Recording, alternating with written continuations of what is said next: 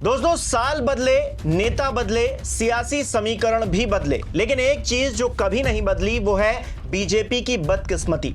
भाजपाइयों को इस बात का अफसोस हमेशा रहता है कि वो यूपी के एक किले को चुनावी तौर पर कभी फतह नहीं कर पाए, जिस किले को छोटे छोटे दलों ने भेद दिया। आखिर क्यों भारतीय जनता पार्टी इसमें नाकाम रही, चलिए समझते हैं। नमस्कार, मेरा नाम हिमांशु मिश्रा है, आप देख रहे हैं 4PM न्यूज नेटवर्क। दोस्तों, उत्तर प्रदेश की हाई प्रोफाइल सीट है मऊ। वहां पर उपचुनाव भी होना है। मुख्तार अंसारी और उनके परिवार के लिए यह परंपरागत सीट रही है। 3 दशक से इस सीट पर अंसारी परिवार का एक छत्र कब्जा रहा है और बीजेपी हमेशा ही खाली हाथ रही है। मऊ सीट पर कमल खिलाने के लिए बीजेपी ने वैसे तो कई सारे प्रयोग किए, यहां तक कि मुस्लिम उम्मीदवार उतारने से लेकर राजभर और ठाकुर दांव तक चला, लेकिन हर बार भाजपाइयों को सिर्फ मायूसी ही हाथ लगी। दोस्तों, मुख्तार अंसारी ने 90 के दशक में सियासत में कदम रखा था और आते ही गाजीपुर की बजाय मऊ सीट को अपनी कर्मभूमि बनाया। गाजीपुर से उनके बड़े भाई अफजाल अंसारी सक्रिय हैं। आज भी वो इस सीट से सांसद हैं समाजवादी पार्टी की तरफ से। वहीं मुख्तार अंसारी 1996 में मऊ से पहली बार किस्मत आजमाने आते हैं और बसपा के टिकट पर जीतकर विधानसभा पहुंच जाते हैं। इसके बाद से जब जब मुख्तार ने चुनाव लड़ा, विधायक बनकर ही दम लिया। मुख्तार 1996 से लेकर 2017 तक लगातार 5 बार मऊ विधानसभा सीट से विधायक रहे। 2 बार बीएसपी के टिकट से जीते, 2 बार निर्दलीय और 1 बार कौमी एकता दल से उन्होंने जीत हासिल की। इस दौरान बीजेपी से लेकर सपा और अन्य दलों ने उनके खिलाफ कई दांव आजमाए, लेकिन मुख्तार को कोई चुनौती नहीं दे पाया। यहां तक कि जेल में रहते हुए भी मुख्तार अंसारी विधायक बन गया। 2022 में मुख्तार की सियासी विरासत को उसके बड़े बेटे अब्बास अंसारी ने संभाला। उस समय मुख्तार ने अपनी जगह अपने बेटे अब्बास को मऊ सीट से चुनाव लड़ाया था और वो जीता भी था। सपा गठबंधन में रहते हुए अब्बास अंसारी सुभाषपा से विधायक चुना गया था, लेकिन हेट स्पीच मामले में 2 साल की सजा मिलते ही अब्बास की सदस्यता चली गई। और इसके बाद संकट यह था कि इस सीट पर कौन मुख्तार अंसारी की विरासत को आगे बढ़ाएगा, लेकिन अभी भी एक शख्स था जो कि अब जेल में है। जी हां, अब्बास अंसारी का छोटा भाई उमर। दोस्तों, मऊ विधानसभा सीट शुरू से ही बीजेपी के लिए काफी मुश्किल भरी रही है। बीजेपी ने इस सीट पर जीत के लिए कई दांव आजमाए, लेकिन कुछ काम नहीं आया।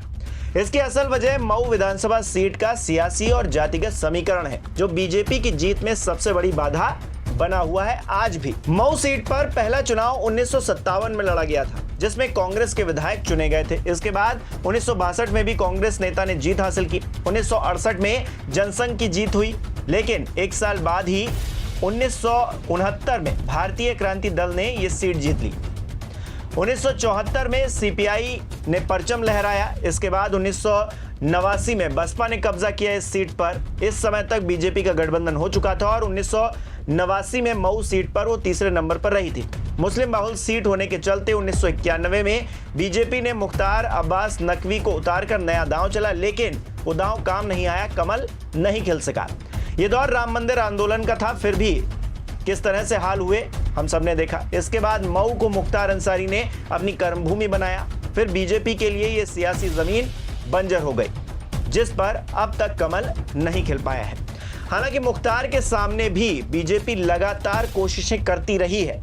1996 में बीजेपी ने मुख्तार अंसारी के खिलाफ विजय प्रताप सिंह को उतारा था। विजय प्रताप को मुख्तार ने 25,973 वोटों से हराया था। इसके बाद 2002 में मुख्तार के खिलाफ बीजेपी ने खुद चुनाव लड़ने के बजाय समता पार्टी को मौका दे दिया। समता पार्टी से सीता ने मुख्तार के खिलाफ चुनाव लड़ा, लेकिन उन्हें भी 33,000 वोटों से हार का सामना करना पड़ा।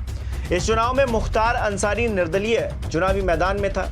अगली बार 2007 में बीजेपी मऊ सीट पर मुख्तार के खिलाफ चुनाव नहीं लड़ती है। अब इसे डर कहिए या फिर हार की गारंटी, बीजेपी ने इस सीट को सुभाषपा को दे दिया था।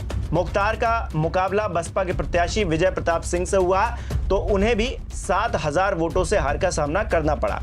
कहा जाता है कि इस चुनाव में बीजेपी के लोगों ने बसपा को समर्थन दिया था, पर नतीजा कुछ भी नहीं निकला। इसी तरह 2012 में मुख्तार के खिलाफ बीजेपी ने अरिजीत सिंह को उतारा, जो चौथे नंबर पर रहे। उन्हें 10,000 वोट भी नहीं मिल पाए थे।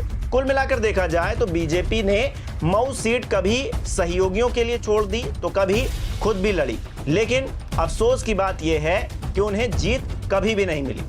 लेकिन क्या इस बार कुछ नया होने वाला है? अब्बास अंसारी की विधानसभा सदस्यता जाने के बाद बीजेपी मऊ सीट पर कमल खिलाने को बेताब नजर आ रही है, वो ख्वाब देखने लगी है। ये तब है जब अंसारी परिवार का कोई भी सदस्य चुनाव लड़ने की स्थिति में नहीं है। मुख्तार इस दुनिया में नहीं है, बेगम अफसा फरार है, उस पर 50,000 रुपए का इनाम भी है, अगर वो पकड़ी जाती है तो जेल जाएगी सीधे। अब्बास अंसारी के बाद उमर अंसारी भी जेल में चक्की पीस रहे हैं। ऐसे में तमाम समीकरण सेट करने की कोशिश की जा रही है। मऊ में मुख्तार के दबदबे का अंत करीब दिखाई दे रहा है। हालांकि बीजेपी के लिए अभी भी संभावनाएं कम है और इसकी बहुत बड़ी वजह वोट बैंक है। कैसे? 2022 के आंकड़ों के मुताबिक सदर विधानसभा सीट के जातिगत समीकरण में मुस्लिम मतदाताओं की संख्या 1.5 लाख से भी ज्यादा है। अनुसूचित जाति के 91,000, यादव 45,000, राजभर 50,000 और चौहान मतों की संख्या 45,000 के करीब है।